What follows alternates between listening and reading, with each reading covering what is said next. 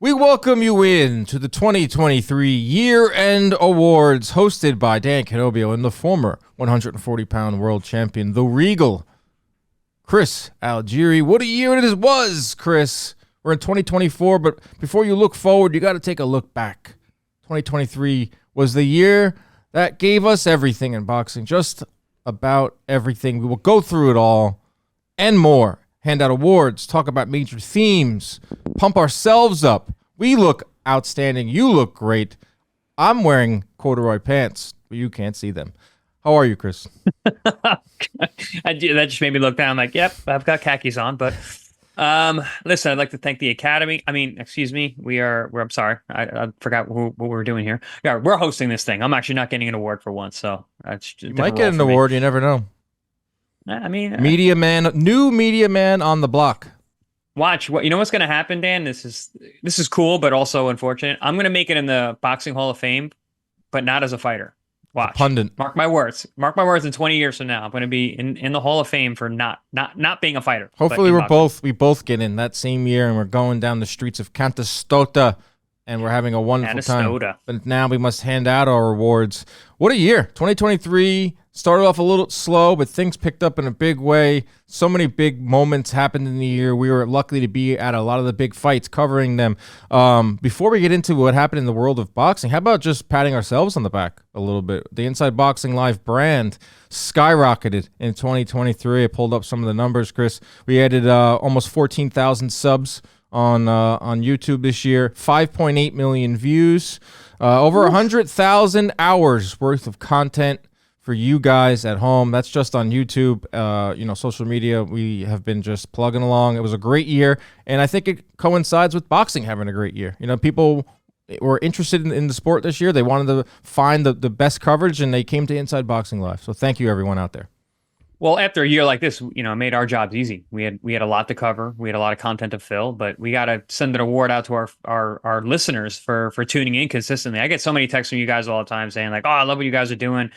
Trust us, we love hearing that, and it's very cool to get the comments and whatnot. So we got to send some flowers out to the fans. Yeah, the IBL, the loyal IBL listeners. We were able to go out to big fights and partner with great partners, ppv.com to be one of them to be exact. They'll be sending us out to big fights this year too, so it's not going to change this year. Those are rookie numbers. They're going to pump those up. We're going to double, triple, quadruple them in 2024. We have a lot of big plans for that. But first, let's talk about 2023, Chris. I have some themes here, some talking points. Theme number one, and I think this year everyone would agree, the biggest thing was the return of the big fight, the mega fight, the big one. It started with Benavidez Plant and went over to Tank Ryan, Spence Crawford, Inoue Fulton, Canelo Charlo, Fury Ngannou. Throw Inoue in there in his second fight. Some of the heavyweight fights we saw in Saudi Arabia. The big fight returned in 2023 in a very big way. Yeah, I think we saw for 2022 was almost like a lost year. We were really upset at the end of last year. We lost a lot of the big fights, especially in the second half. First half started off well, but talking about the big fight, I think there was just residual damage from COVID, from the pandemic. No one was coming out for the big fights. Big fights weren't being made. And I remember we went out for the Tank Ryan fight and being like, all right, this feels like a fight week, like a real deal fight week. And that was the first one, I think, since the pandemic where we were like, yeah, boxing's back, baby, and it's back in a big way. And that just opened up the floodgates to the rest of the year. Do you think we had to get that first one off? And obviously Benavidez Plant kind of gets forgotten about, but it was the first big one. Those two had been circling each other for years. They finally got in there, and that was like they were in their 30s. Or Plant is just about a little bit over 30. Benavidez is under 30 years old, so that was new. So that felt like the first big one, and then it was like a domino effect. I would say Tank Ryan in April was the big one. That was the one we wanted for years. Those are two guys that are under 25 years old, or just about that. Oh, excuse me, Tank's a little bit older, but you know what I mean. In their prime, mega fight. Big commercial success. Then I think it was just almost like a lot of things played into it, but I think it was a domino effect of if you were a big fighter or if you were a marquee name in 2023 and you weren't looking out for the biggest fight possible, you were almost lost and you're almost forgotten about. But everyone got in there. But I think Benavidez Plant and then Tank Ryan really got it going. Then I also thought it was just like a domino effect. We're seeing like one fighter was like, oh wait, we can do that. Like Tank Ryan, like I want that attention. I think Crawford felt that. I want that spotlight. Well, I think you're exactly right about that. And not that Plant and Benavidez, I'm not trying to poo-poo that one or downplay it. I know that was a big fight, but that seemed almost like regular. That's a fight that needed to happen. It was important for rankings, it was important for the next step. But like with the Tank Ryan fight, that was like, oh no, these kids are going to take risks. This is a risky fight. This fight didn't need to happen. Yeah, sure, it's commercially successful. Yeah, sure, guys have big fan bases, but like they need to fight each other. It wasn't a mandatory. It wasn't for a title. It was these guys are fighting because they wanted to take a risk against each other, and I think that opened up these other fighters to be like, hey, these guys are getting a lot of attention for taking risks. We need to take some risks too if we want to get out there. Stephen Fulton going out to Japan, that was a risk. It was a big risk. Yeah, that's the fight to make, but going out there happily, was a risky move, and I think this was the year of fighters taking risks, and we as fans benefited. Yeah, and I think as fans, we're kind of getting away from the whole "oh" next to your name, the Mayweather effect. It took quite a long time for that to wear off, and for fans to understand, okay, Ryan Garcia took a loss, but we're still going to see him in big fights. And some of these fighters took losses, like Caleb Plant. Still want to see him fight Jamal Charlo down the line. I think we're getting slowly away from that. It's not fully gone, but I think that if you're going to ask for big fights as fans, you have to understand that someone is going to come out on the losing end, albeit if there's a draw. But you're going to come out on the losing end, and don't – we saw it with Ryan a little bit, but don't, discredit the losing fighter. Celebrate the fact that they're willing to take risks, and I think that's what we learned – at least in Tank Ryan. A lot of it came out with the whole saga with the rehydration clause and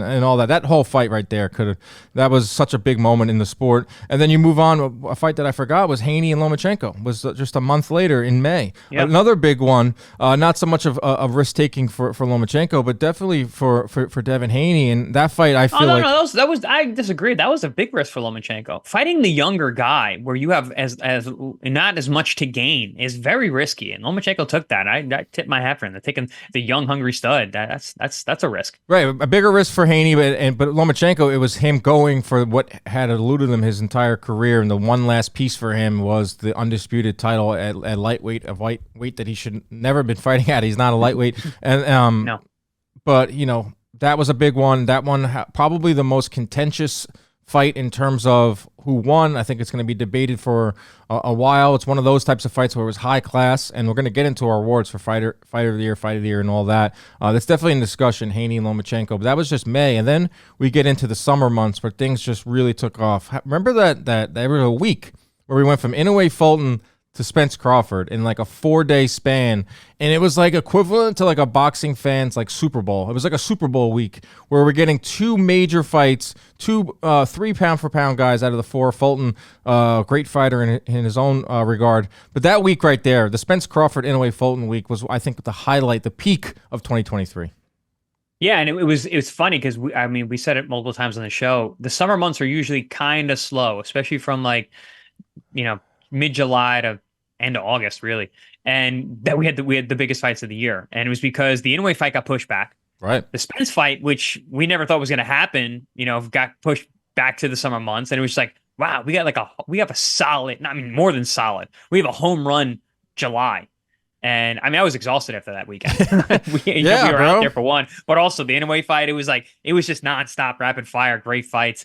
And listen, if you really look at it in hindsight, you're saying top pound for pound guys, like, there was 3 of the top 4 pound for pound fighters fighting in a 5-day period. Like, that's crazy. Yeah, that was an awesome time. And being out in Vegas for Spence Crawford, that to me was like the big one, the big one everyone wanted. I think the sporting world stopped for a little bit. It had crossover appeal.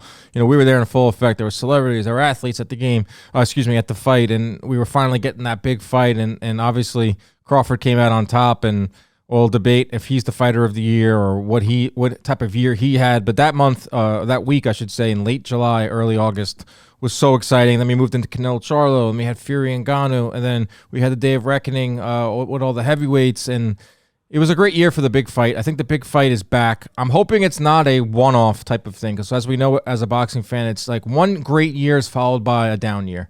It's followed by a little bit of the promoters counting their money and not trying to make those best fights and getting back to some of these mismatches and these obligations you have to the networks. Do you think it's going to be that type of thing, or do you think this is the new wave? I think we're entering a new wave of these guys fighting each other and having big years.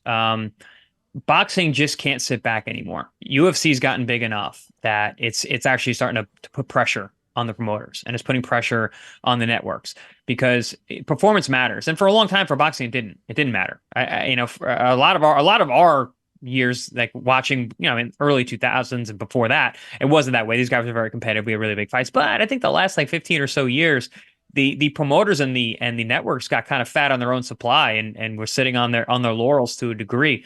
But in comes UFC pushing the limit and in terms of performance and putting up blockbuster numbers and putting out great content. And boxing was behind on that. And I think now boxing stepping into a new era where these guys they want the big fight. So I always say, oh, this guy's afraid to fight this guy. I always get so mad when casuals say that. I'm like, these guys are afraid of nothing. Trust me. You guys are fighters. They want to fight everybody. They want the biggest names possible. They want the biggest purses possible. I think now they're realizing they have to fight each other to get into that upper echelon recognition by the fan base. So now I think we're in that era. These guys are going to fight. Yeah. And I'm drooling over it. I'm excited. I'm ready to run through a wall right now. I agree. I go back to what I said before. If you're in your weight class and you're not seeking out the biggest fight in your weight class, you are forgotten, and that's the way it should be. Your peers are putting pressure on each other, just like in any other job or workforce. Like your peers should drive you to be better, and we're seeing that in all these weight classes where the best are seeking out the best. And if you are I'll use Jamal Charlo for an example, just because he only fought once and he was off for 3 years. Like you have forgotten about. Pretty much everyone. What have you done for me lately? That's the world we live in. Not only that, it's like you can't just come back and fight. You have to be in a meaningful fight in 2023. If you weren't, then you were forgotten about or you're looked down upon, and that's just the way it is, and that's the way it should be. Another theme of 2023, Chris, and we're talking about big fights, and some of the biggest fights made this year were because of the emergence of Saudi Arabia. They are a major player in the sport of boxing, whether you like it or not. I think fans have warmed up to the fact because the biggest fights in the heavyweight division, at least, are going to be happening because of Saudi Arabia and because of their pockets and their willingness to throw out major cash, whether it was Fury and Ngannou, whether it was the Day of Reckoning card, whether it was what we're going to see on February 17th with Tyson Fury and Alexander Usyk. Saudi Arabia ain't going anywhere, and they are going to be a major player. It's going to go on by not just heavyweights. It's going to go deeper than heavyweights. It's going to trickle into the lower weights too. The biggest fights might shift away, not maybe next year, from Las Vegas in the U.S. to Saudi Arabia. I'm not mad about it at all.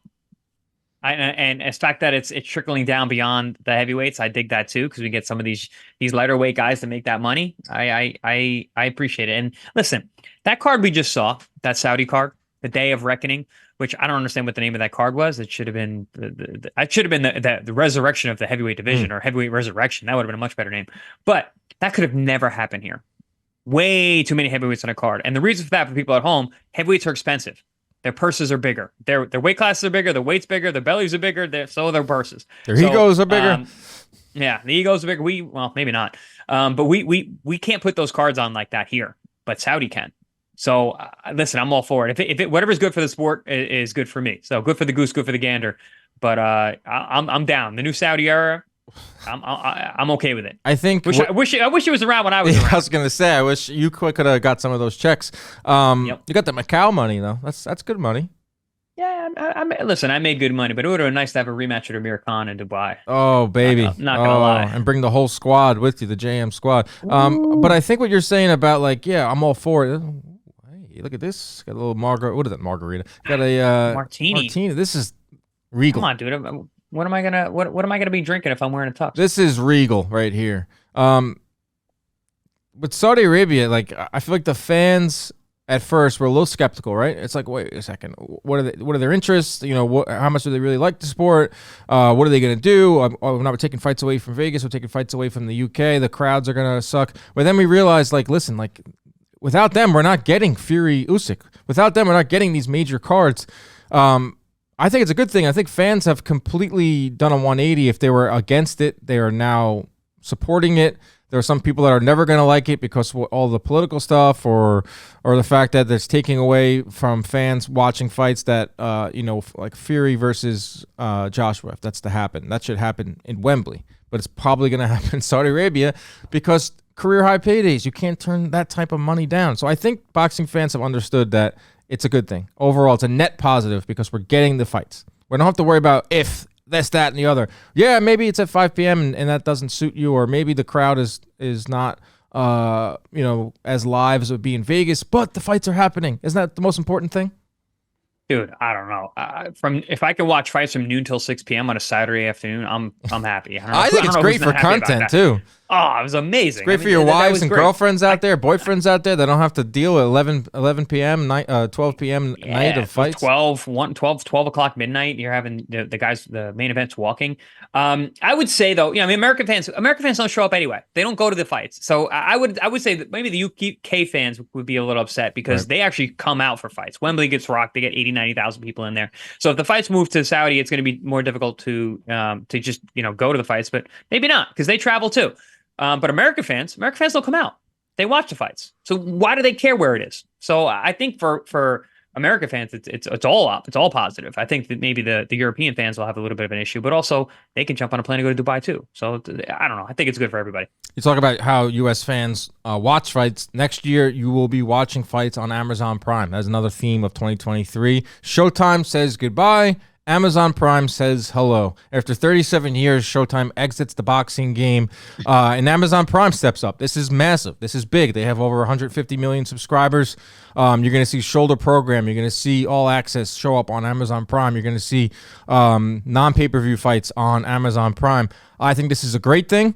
I can't wait to see it roll out. I think March is we're going to see the first PBC on Prime pay-per-view. It should be a Tank Davis fight or it should be a Spence Crawford rematch, but it's going to be in March. My birthday month. There you go. Chris Algieri's birthday month. Everything is looking up. So Showtime is gone, but Amazon steps in, and now ESPN remains the only linear cable carrier that has boxing on television. It's all going streaming. I think this is important. I think this is where the sport should be going. I think the faster you can embrace the streaming and get on board with that, it sucks in terms of your wallet and having to pay for DAZN, ESPN Plus, and now Amazon Prime, but it's gonna be seen by more people, and this is just in line with where media is going. So I'm very excited to see PBC on Amazon Prime. Oh, I'm glad you've come around, Dan. I was always very positive about this. So I was against it. Optimist. Not that you were against it, but I think you are maybe more upset about the death of Showtime than maybe a little I bit. was. Yeah, of course. I saw it more as a transitionary era that we're living in, where this is where we have to go. The primetime premium movie networks hosting fights is over. That era is long gone. Probably should have died with HBO. And Showtime had a great run afterwards, but listen, we are in a new age now. The dissemination of content is completely different. We have everything on these guys. People are just listening. It's the phone, man. You can watch everything on your phone. The access that we have now is nearly unlimited, and it's only going to get more and more technologically advanced. So, boxing is usually slow to catch up to everything, especially technology stuff. But now I think we're actually moving in a decent clip. We're these guys are learning, man. These promoters and these guys are now. Like I said, I think that the UFC putting pressure on boxing has now had these guys need to step up, and we're seeing it. So here we are. I mean, I'm all for it. Cheers to the streaming era of boxing and the dissemination of boxing content for the end of time. I mean, you're able to watch Naoya Inoue at 7 a.m. East Coast with a crystal clear stream on ESPN Plus. Like 10 years ago, you weren't able to get that, and I'm able to watch DAZN fights if I'm at a bachelor party or I'm out or I'm watching it on my phone. That's gonna be the same thing with Amazon Prime. The biggest names: Canelo Alvarez, Tank Davis, Terrence Crawford. You can make a case that they are three of the biggest stars in boxing. Will now be fighting on Amazon Prime. I'm curious to see how the presentation looks. I've heard some rumblings that a lot of the Showtime people behind the scenes will be part of Amazon Prime in terms of production. I don't know what the front-facing people are going to look like. I'm sure it's not going to be just a total Showtime talent going over there. I want to see if Amazon Prime pulls out some of these things that we see with football. They have a whole next-gen separate broadcast that has all these behind the scenes stats and ways. I don't know if they're going to go that far, but I'm curious to see, PBC and Amazon Prime trying to bring boxing telecasts into the future. Very exciting. I can't wait to see how it looks, and I think boxing fans should be excited. It's a blow to the wallet for sure, but a lot of people already have Amazon Prime, and a lot of people already, boxing fans, already buying these pay-per-views to begin with. So it's just a different way to order them. You can still order them on ppv.com and watch me and Chris. So you can do all that too. But those are the major themes. I don't think I missed any. Return of the big fight, Saudi Arabia. And then how we're watching fights. I think that was the biggest three things in 2023. Would you agree? Anything, Chris? This one's a little a little inside baseball, but this is Inside Boxing Live, so why not? I think this is the year of the bane of inactivity. A lot of our biggest fights were not necessarily decided, but the outcome was definitely related to inactivity. We're looking at Teofimo Lopez versus Josh Taylor. Tio was active. He didn't look great in his upcoming fight. He had a tough fight with Sandor Martin. I forgot the Mexican fighter that he first came back with Top Rank, but he stayed busy. Mm-hmm. So when he fought Taylor, who had been super inactive, Taylor was just on a different level. Then we got Spence and Crawford. Spence had been extremely inactive, and Crawford had fought in December. And again, it wasn't like an amazing performance, but it was a good performance. But he had fought much sooner than Spence did. And then we saw this again now Charlo. Charlo and Canelo, but I don't know how much that would have made him. Or in Fulton too. Fulton and Inoue. And then lastly, at the day of reckoning, Anthony Joshua hasn't looked great in his last couple of fights.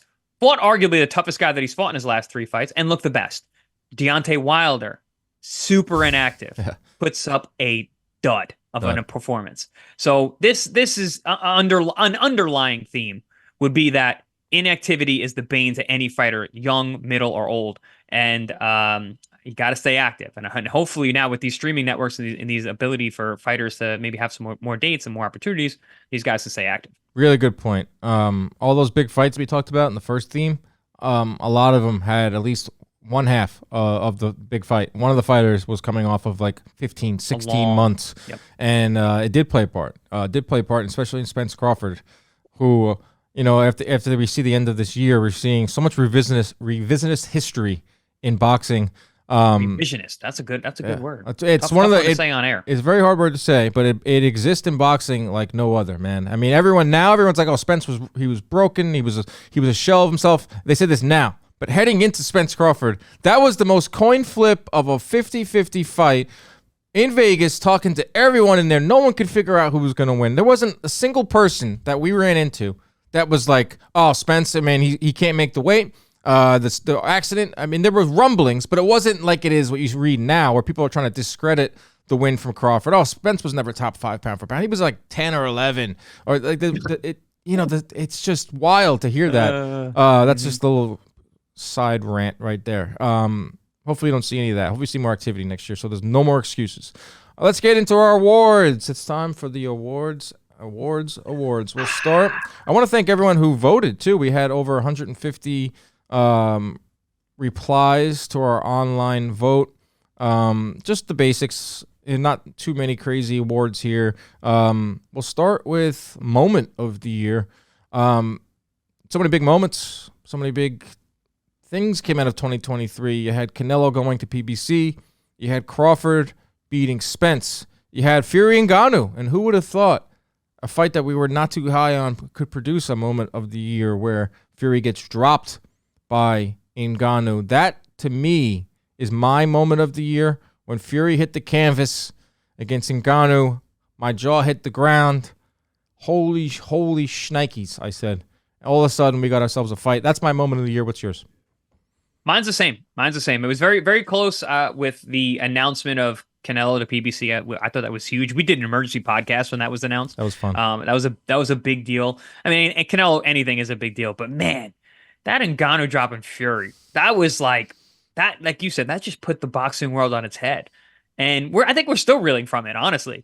It announced Francis Ngannou as actually being a player in the heavyweight division in boxing. It got him his career high payday. That his coach Eric Nixick was just awesome. Did a really heartbreaking, heart-wrenching interview about how that fight changed his life and how it basically brought him to tears and to his knees. How generous Francis was, and also it shook up the heavyweight division because Tyson Fury, who was by far and away the baddest man around, looked very human and very beatable and was almost beat that night. And a lot of people think that he was.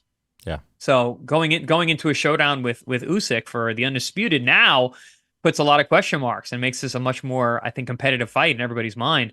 So yeah, in terms of moment of the year, I think that's it because there was no one singular moment that affected the sport the way that punch did. So that's why that's my moment of the year. 55% of our listeners voted Spence Crawford. The reason I would disagree, I mean, it was an awesome moment. It was because there wasn't one, I guess maybe the first knockdown in the second round. I think we were like, oh, whoa, we've never seen Spence hurt, let alone knocked down.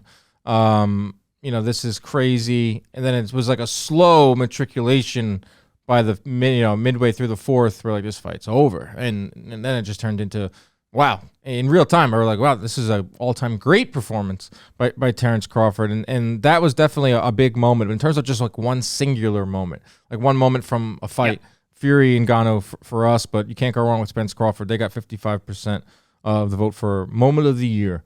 We move on. Our fans, our listeners they're true boxing heads, so they understand it. So they understand. They've wanted that fight for so long, and we talked about it for so long. But like you said, I think the Francis Ngannou Fury, because it shook the sport, and so the after effect of that moment, I think, is what makes it so the magnitude so much more. Prospect of the year. There are some good ones in there.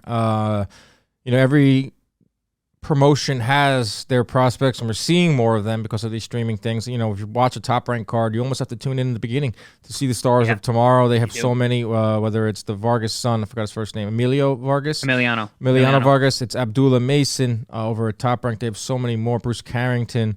Then you go over to Golden Boy, they have Floyd Schofield. You go over to Matchroom, you got Andy Cruz, and I'm going with Andy Cruz. He is a prospect that's going to be on the fast track. I know Eddie Hearn has said that I'll put him in there with any lightweight right now. Obviously the Cuban background and the amateur success. And it's hard to even call him a prospect because I think he's so talented, but that is my prospect of the year. I think he's just so much more advanced than any other guys. I'm not diminishing any of the other names that I mentioned, but I just think Andy Cruz is going to have a big year if he gets those opportunities, and he's my prospect of the year. Good pick, especially because, like you said, he's going to be fast tracked, and I'm going to pick a guy who's more seasoned, but Andy's probably not that far behind him because he is going to move that fast. But it's Xander Zayas, and I'm going to defend my pick. Is he a prospect? So this is where in defense of my pick, because I do think he's still a prospect. I don't think he stepped into contender status because Diego Pacheco is really I think he is the most talented guy, and he's on. I think he's contender though. That last fight he fought, that put him into contender status when he beat Coceres. Yep. Because that was also ranked in the top 10 of every organization. So no longer a prospect. I think Xander's still on that cusp, and he's still there. So I'm gonna get him in one last time because he's my guy, and I think he's super super talented. But also, when you think about a prospect, right? You think about their talent and their ability to become a superstar, right? Yeah. If we're talking about prospect of the year, right? So someone who's the most opportunity or most potential. I think Xander has so much potential because one, I mean, listen, he's a good-looking kid. He's very well-spoken. He's very disciplined. He works very hard in the gym. I've seen all that. His fights are fun to watch. And then lastly, dude, the Puerto Rican. Yeah. He can be an absolute star. New York City needs a Puerto Rican champion. They need a Puerto Rican star. He can be that guy. And he's been angling that for a couple of years now. They tried it with Berlanga. Didn't quite work out.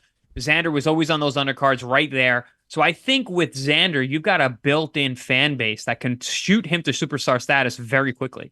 So that's why he's my pick. Yeah, I think this year is the last year for him to be prospect, and then go into that contender mode. And it still might be edging a little over, but I think he's fighting February in the Garden, and as he gets bigger, he may go from the theater into the big room. I know that Top Rank has those plans for him. I would say he's teetering right on the edge of prospect contender, and that's going to come down to his opponents. I think he has an opponent. He's fighting someone that's a former champion in February. Xander Zayas next fight. I want to pull it up. Yeah, I wasn't sure of the opponent. He is fighting. Where is it? News. I can't find it. I'll find it afterwards. He's stepping it up. He's been stepping up every fight. I can't find who it is next fight. This is gonna piss me off now. I don't know. Someone out there will. It's a step up, but point being is that in his next fight, and then in this year he'll go from prospect to contender. Hopefully, let's go to knockout of the year. I think it's Nakatani over Maloney.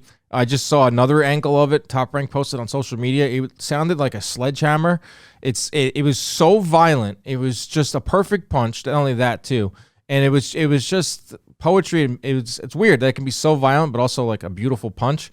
And obviously Maloney recovered from it, and he's fine. That to me is the knockout of the year. There was some other great ones, Mendoza chopping down the big tree that is Sebastian Fundora, Brian Mendoza, Good one. Joshua over Helenius, and then there were some smaller ones. But to me, I think this is the most clear cut. Nakatani over Maloney did it for me. 52% of our listeners agree. Yeah, same. I was there. I was in the room that night. I was because I was on Haney the Loma. undercard of Loma and Haney, Haney Loma.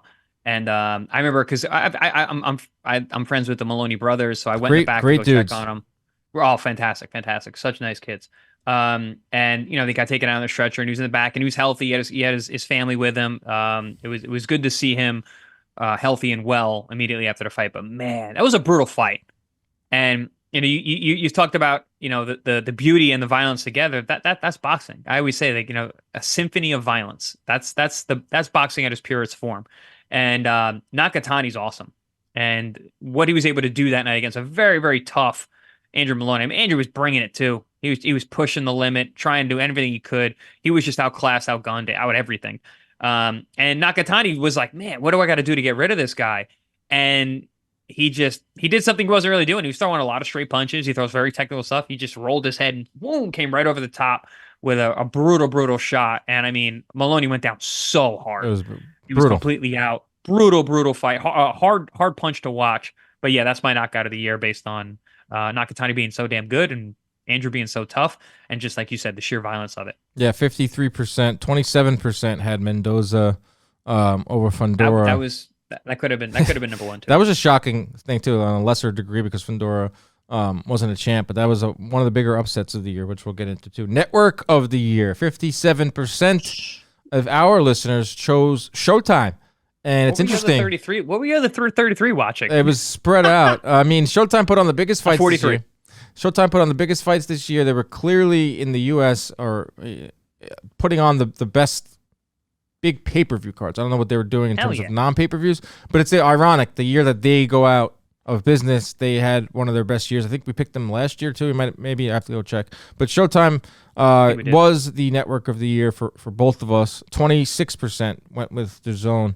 But for me, it was Showtime and PBC. I think last year I picked ESPN. I might have picked ESPN. It might have been ESPN. They were putting out some better fights. But this year, clearly Showtime. I mean, they just put on the biggest pay-per-views, and Network of the Year also goes in hand in hand with Promoter of the Year. That's PBC/TGB promotion. So, well, even Eddie Hearn said that. He said this is going to be your PBC. It is. I mean, it is. I mean, they put on the biggest fights because we knew what they were doing. They knew that Showtime was going to shutter their doors. PBC knew this, so they put their best foot forward. And they were building their portfolio for the sales team. They were showing Amazon Prime, and this is what we're capable of, and we as boxing fans benefited from it. Network of the Year goes to Showtime. Moving on. Biggest upset. I love this category because I love an upset. Nothing gets me the juices flowing more than an upset story. And to me, I think there was no bigger upset than Rafael Espinoza beating Robesi Ramirez. It was Espinoza was a 8-1 underdog. Ramirez is a world champion. No one knew who Espinoza was. Tall, featherweight with power and resilience. He was down in that fight. He scored a knockdown late. It was an awesome fight. He could be in the category of fight of the year. Rafael Espinoza, biggest upset. That's for me. Yeah, mine as well. And you said this could be fight of the year as well. Teddy Atlas actually speaking to him last week, and he has this as his fight of the year. Interesting. Last year. And that was the same night as what other card? Who else was fighting Haney that night? Lomachenko. Oh, Haney Prograis. And Prograis, right. So I remember doing a post-fight show for ProBox, and we got word that Ramirez lost. We were like, I have it on camera being like, what? Yep.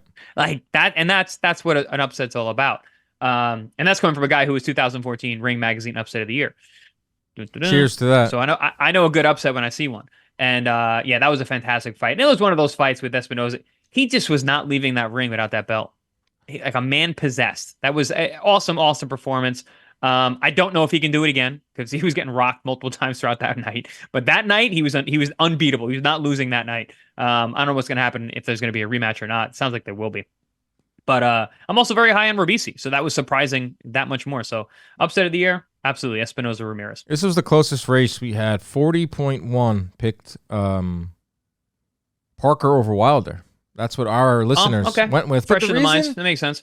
I mean, that was stunning, but, Parker, former world champ.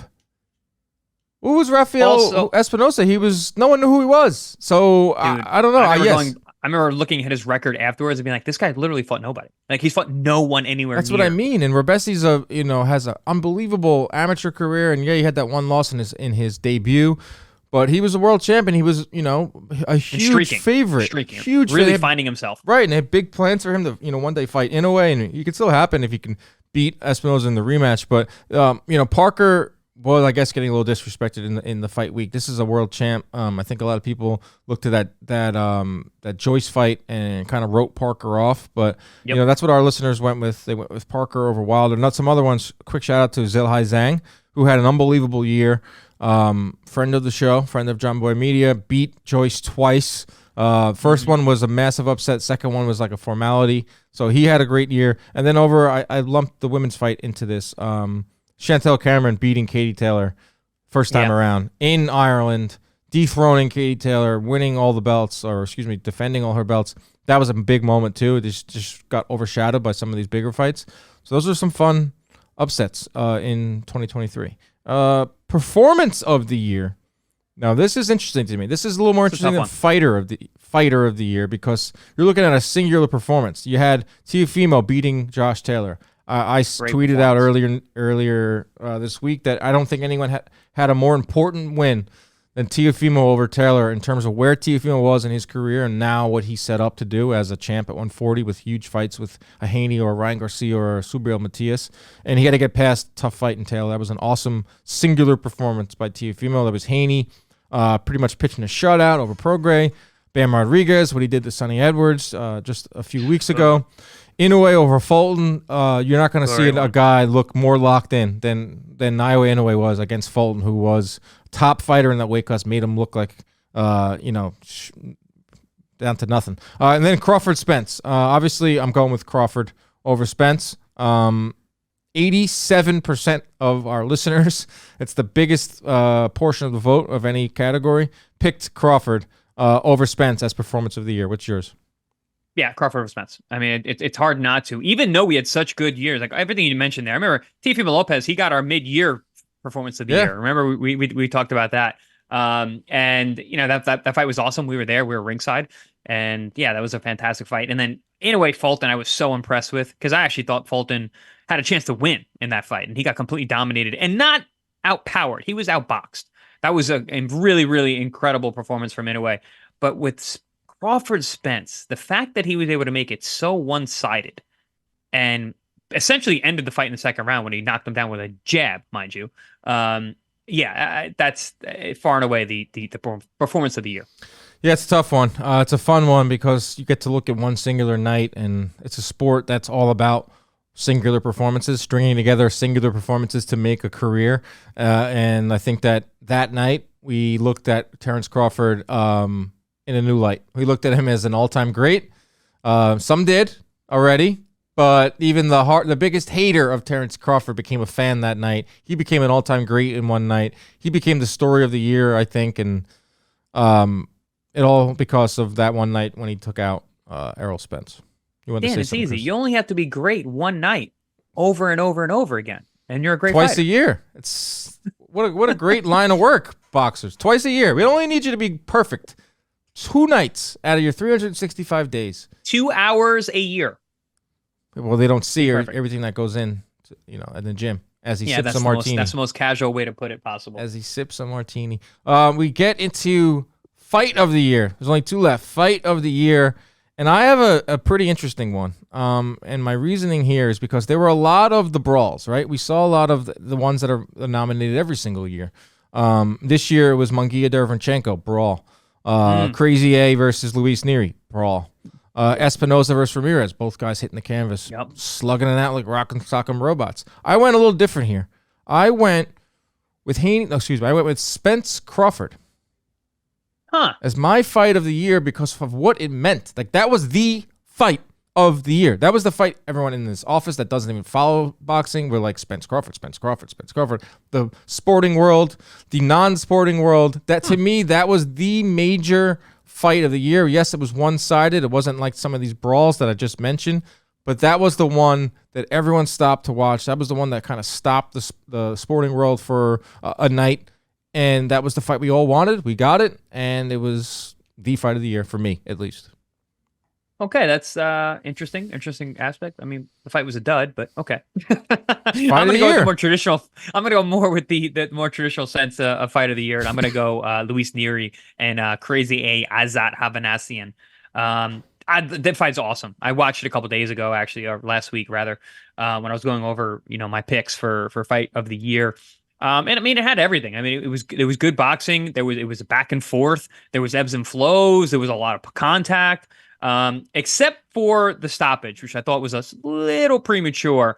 I thought it was a perfect fun fight to watch. And Crazy A lives up to his name, man. He is a madman. He fights like he's shot out of a cannon. A lot of fun, good power. Luis Neri, extremely talented guy, good boxer puncher. I like his style a lot.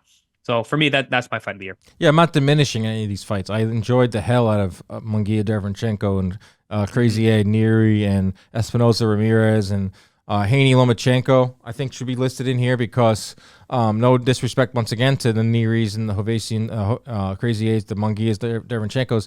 Haney Lomachenko are a notch above in terms of skill set right now.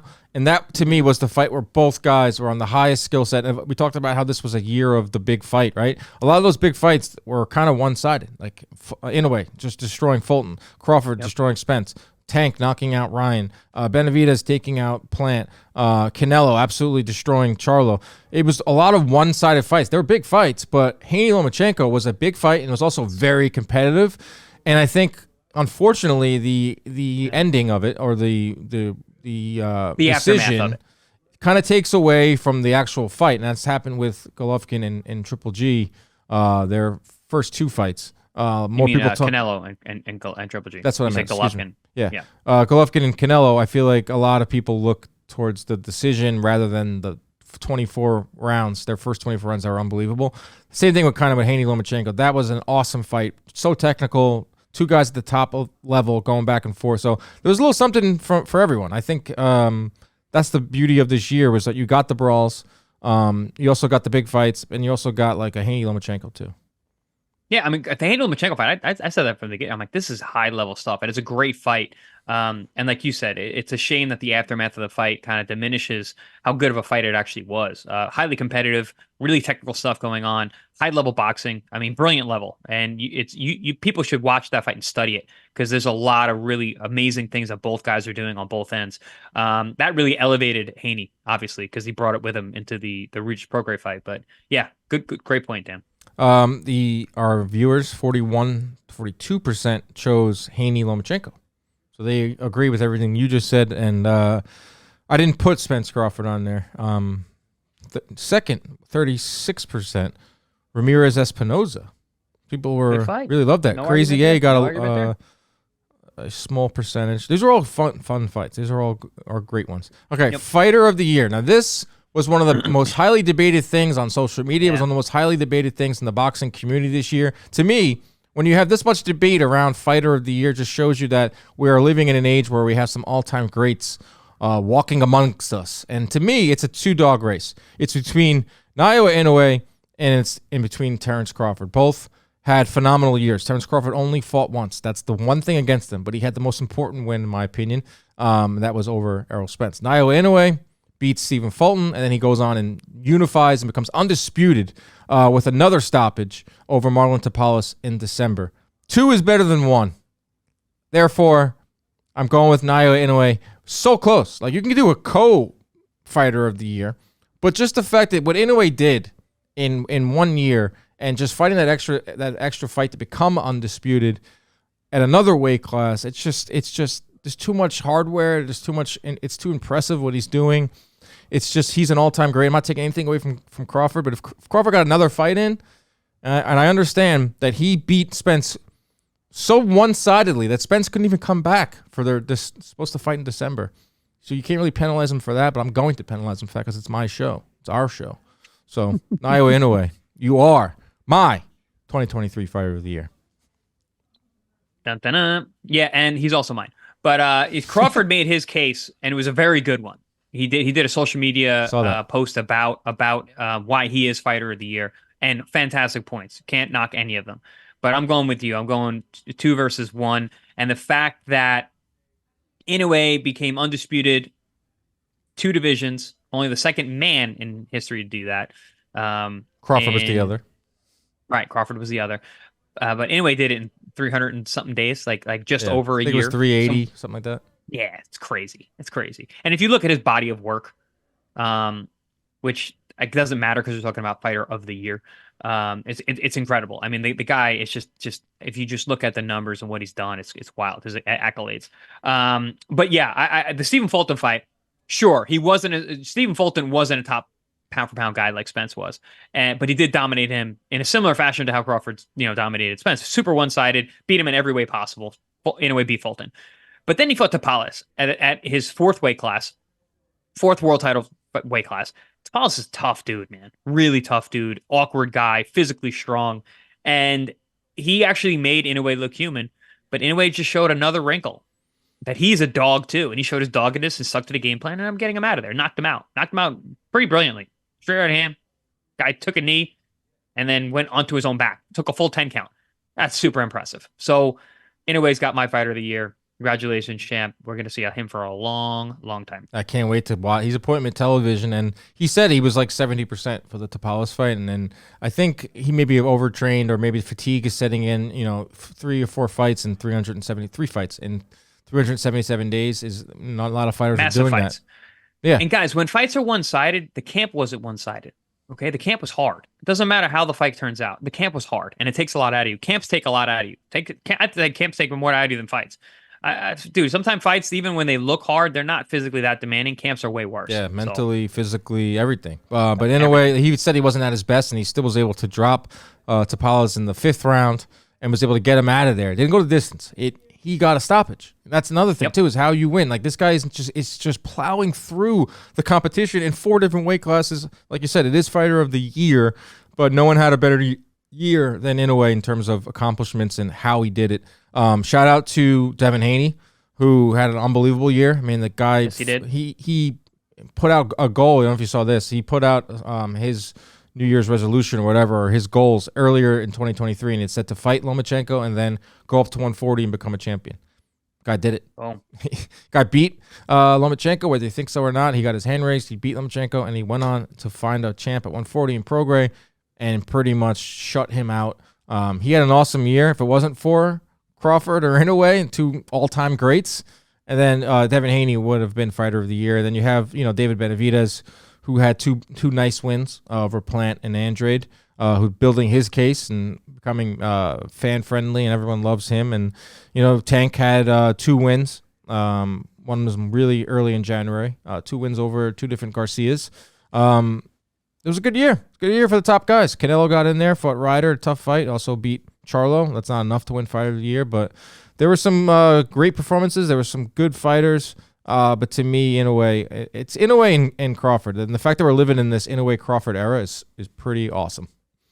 Yeah, I mean, and they're on most people's pound for pound list 1 and 2, mine included. I gave Inoue Fighter of the Year, but pound for pound number 1 for me is Crawford. Well, that's different because that you can go over like a very different thing. You can go over more. There's more criteria. That's why I don't exactly love the pound for pound list, because what is the criteria? But you can go more in terms of career accomplishments, and you can kind of get into like really split the hairs there. 71% of our listeners chose Naoya Inoue.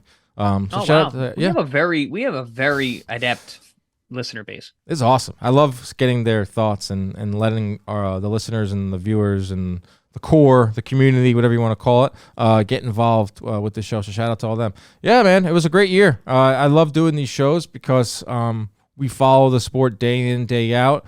And this, I will say this was the most fun I've ever had in a year. I've been doing this for 6-7 years now, just of covering the sport like on camera.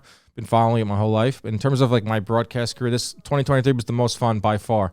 Whether it was being at the biggest fights through John Boy Media and ppv.com and like being a part of it and like covering it like boots on the ground, or doing this show week in, week out and covering it on social media. It was just so much fun. And it was because every week we had something to talk about. Yeah, I mean, and this is my first year as a full-time media pundit, boxing media pundit, which is partly a death of me. No, bro, this is your new life, bro. You're about to be. This is my new gig. But you're about to be like the Stephen A. of boxing. And on top of that, this was, as a fan, this was the best year of my boxing life.